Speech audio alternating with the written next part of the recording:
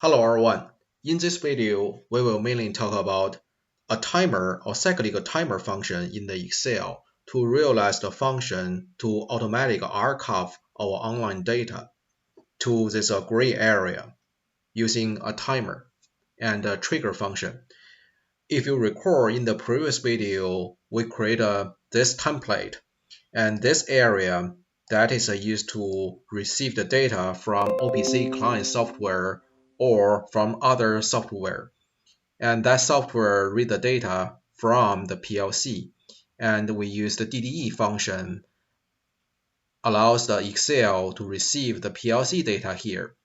So that is a index or integer number here. That is a string, and that is another data, and this is the time in the Excel. And once we enable this archive, and once we trigger this data, and it can archive to the data, and all the existing line go one line after. And from the previous video, we left one topic. So if this data can receive the data from PLC, and once the PLC trigger or change this number, for example, like this, from 56 to change to 57. So ideally, we can see once it's changed, so the latest data will shift to this gray area, and all the existing line will shift one line after. Kind of like a simple archive functions using this Excel. However, during the actual test, I found one problem. That is when I use the DDE function to receive the data from PLC here. If I manually type in the data here, it can trigger. However, if this column is reading actual data from DDE, even if this data change, it cannot trigger the VBA code behind to execute that archive data code. So eventually, I use an alternative way to do this. One core function that is a cyclic timer. Also, I'm thinking that cyclic timer, if we want to program or implement some functions in VBA, that a cyclic timer would be very useful for you. And combine, I would complete this function in this archive Excel. So I would combine these two ideas together, demonstrate how we can do that. So firstly, let's use the DDE software to send the data to the Excel. So in this playlist from the previous videos, we introduced how we can use the CAP server software. In the previous video, we introduced how we can use this CAP server EX6 software running as a channel DDE channel and send or receive the data from the Excel. So firstly, let's create one tag in this CAP server EX software and connect this column. Let's use this CAP server software changing this data. From here, in the connectivity, let's create a new channel. And using this channel wizard, we can select the DDE client.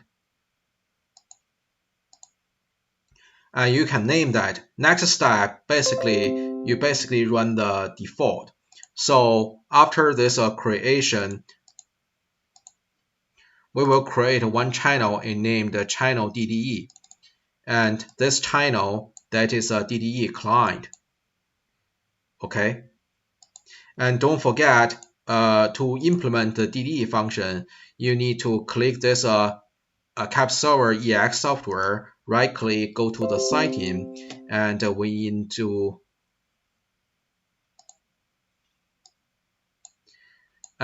go to runtime process. Change this selected mode from the system service, go to interactive. Select this selection, click the OK. And then back to our DDE channel. So this channel will build up the channel connecting our tags, go to our Excel. So let's hit the right click, click the new tag. So this name, let's name it, that is the tag name. And address here, we need a format or syntax here. Let's hit this three-dot button. And from here, let's hit the help. And in this help, it gives us one example here. So we can copy this example. Excel, that is the DDE application name, because we are using the Excel, so that application name, that is Excel. And the test sheet, that is our sheet name. In this example, our sheet name, I changed the default name to date archive. So here, and this is the row and the column number. So let's copy this and then click paste here, and from here we change the name, change our sheet name to data archive. Okay, and because we are going to connect this data, that is the row 6 column, the second column, we write row 6 column, that is a second. Okay, and the date type, because that is an integer number here, and we can write word integer number, that is the word. Okay, we hit OK. And next, we can copy this.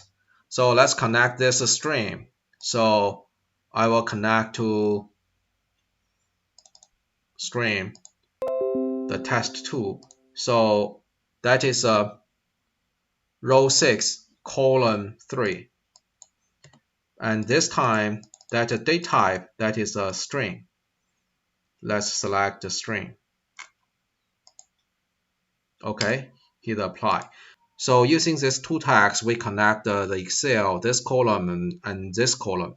So, and to test this data, let's hit this quick client. Okay, we hit this channel DDE, device Excel, this. Okay, and from here, okay, so currently that quality is bad because I accidentally type a wrong name. That is a date archive here. So I type one more T here. So let's change to T. So this is good time to show how we can troubleshoot. Date archive, hit apply. And this, change to delete this T. Okay. And once we change this, so we can see it's changed to good. And it's showing the correct value here. So firstly, let me change to this string number, string word. Let me change to 8. Okay. So we can see the data is transferred to here. It's changing. And I will change to this number. Currently, if I change this number, let's say type in 56. So once this indexed number change from the previous video, we already implement that function. Once this number got changed, so this whole line will shift here, and all the existing one will shift. So let me hit enter. So we can see this line shift here, and all the existing line change, shift one line after.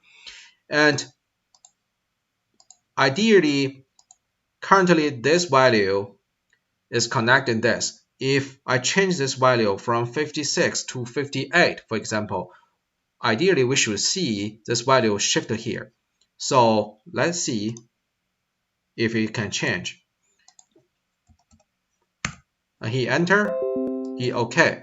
So we see the value got changed. However, it didn't got a shift here. It didn't got archived into this gray area. What the reason causing this? So let's go to our wheel code. So to implement this archive to this gray area, we use the one key function. That is this. We use this worksheet to change this subprogram and use this intersect this range, detect this range, and call our copy data to record this subprogram. And this subprogram implement a function to shift the data and receive the latest data. This is the shift, and this is the copy this line to this the top line, this area. So by some reason, this intersect function cannot detect the change. That data change is caused by the OPC software. I think that's because the OPC software, the background code, transfer the data from the OPC client to this. Actually, that code never got changed, even if the data value got changed. Personally, I think that is the core reason. Honestly, I did take for a while to figure out how we can do this. Eventually, I figured out we can use an alternative way to implement this. That idea is we can use one cyclic timer to copy this column data. That data, that is the value of this column. Let's use a cyclic timer, copy this 58, this column to this column, and then still use this application intersect this function, check the difference on this column rather than this, because this column directly controlled or linked it to the OPC software. So we do an alternative way. That means we need to develop a subprogram or subfunction that is a cyclic timer function. So let me show how can we do this. So that function, we need to use this model. Let's double click this mode 1. All right. Firstly, let's claim dim run timer. So this timer is a date type is a date. And then let's create a sub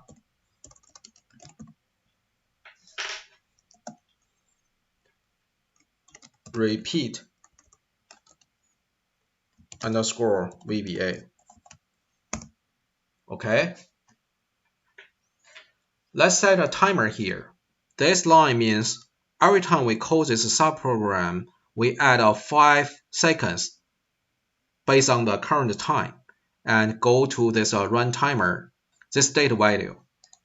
And then next line, we will do copy this line to this line.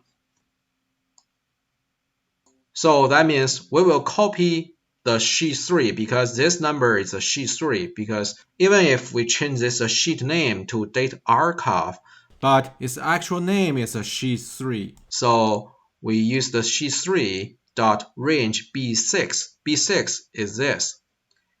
And we only need to copy the value, the pure value, to B4 here. We copy the B6 to B4 using this code. All right. And then let's create another subprogram. Timer control. And the actual timer, the actual cyclic timer in the VBA, we will use this application.onTime. We run timer. That is the actual time we will run. We need to give a time here. And at that time, what the subprogram we will call. So this line means when run timer, we get this time, we will call this subprogram. So this time, that is the value we created. That is a run timer. And the subprogram we will call repeat VBA. That is this. Oh, we change to this, VBA. Okay. Firstly, the code will run. We give a time here. And then we copy. And after this, we want to call this time control and allow this application on time to read the timer.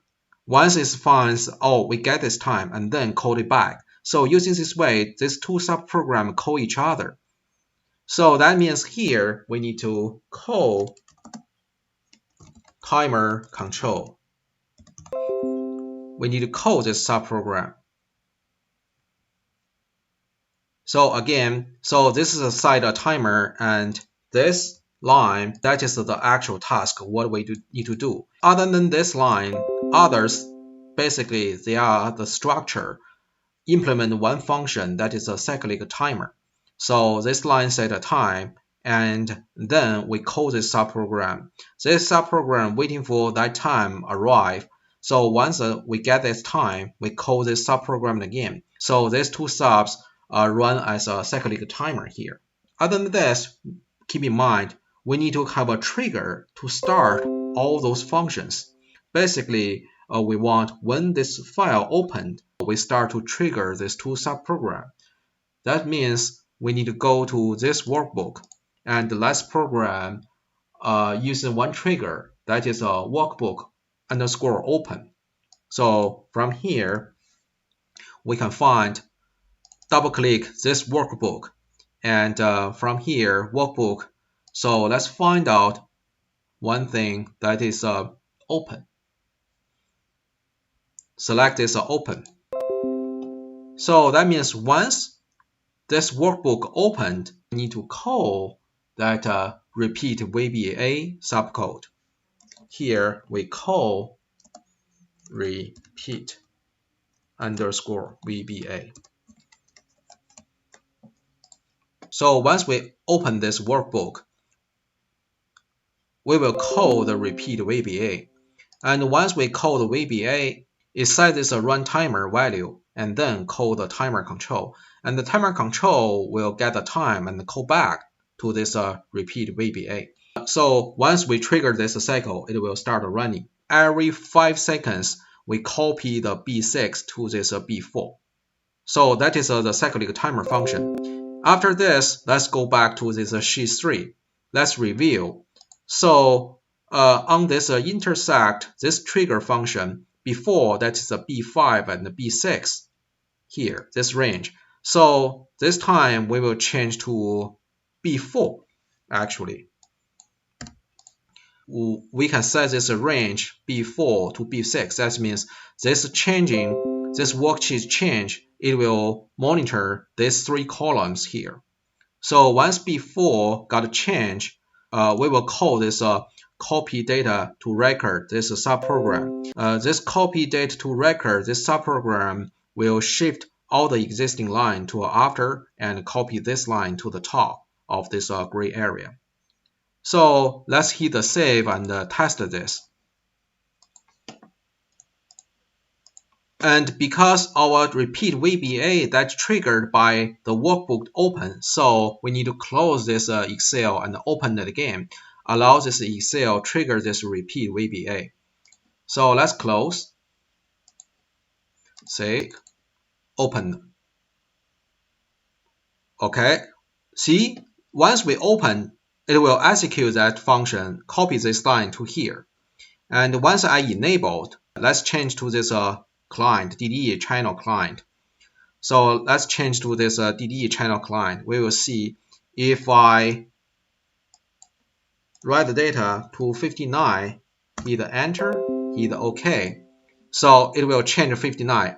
After 5 seconds, it's overwrite here, copy here. And once the Excel found the change, it will shift here. But currently we found one thing. We found every 5 seconds, it automatically copy and shift. See? This we don't like. So that means if we go back to our code, so that means every time the B6 copy to B5, it triggered the change this event background. So actually we want a compare. So if this data never got changed here, we don't want to copy and shift. So let's add some code here. Once we enabled, we will execute here. We add a condition inside here. So firstly, let's call if. We will use the B3 as a temporary buffer here. So we will compare these 2 columns. They are the different or the same. So then we will do these things, and we will add an if here.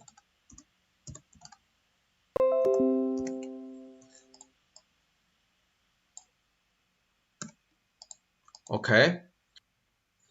So at the end of this whole area, we need to copy the B4 to B3. So we will copy. So the B3 will be copied by B4. Range dot value equal the range B4 dot value. Okay. Let's hit OK. So every time B4 will write B3, but once B4 changed by the timer from B6, it will be different. So we will execute this shift. So let's see. Close.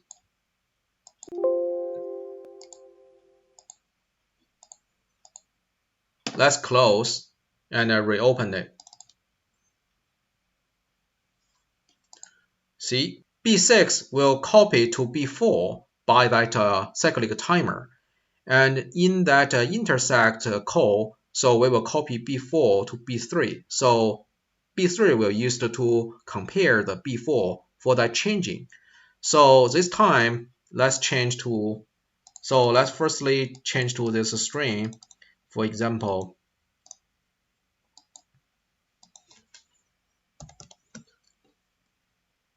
so I will firstly prepare this string. Let's enable this archive. And this time, let's see. Now it's a 60. Now I'm going to change to 61. 61. Hit OK. Right here, 5 seconds, and then it's right here. And once it's right here, it got a trigger. Before got changed, so it triggered 61 copy here. So every time I change a new number,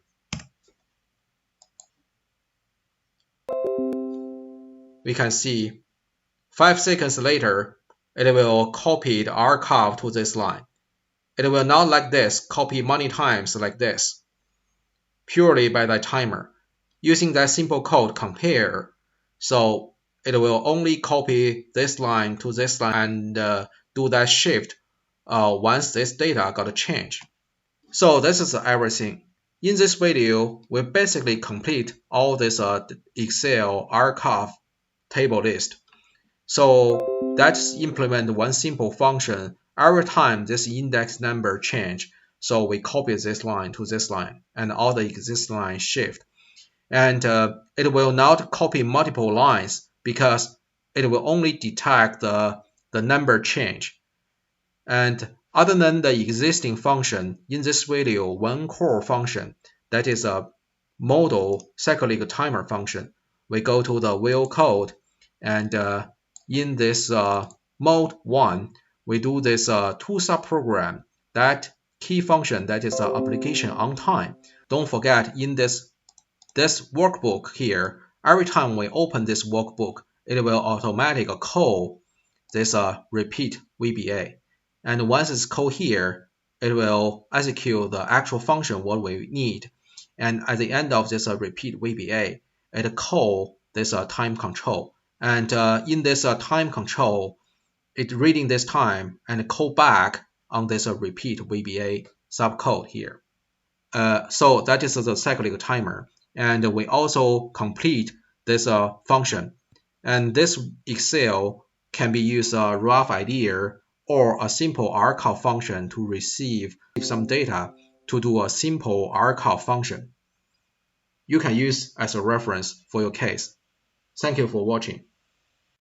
Thank you for watching. If you like this video, please give me a thumb up. If you like to watch more videos in my channel, please subscribe. See you in next video.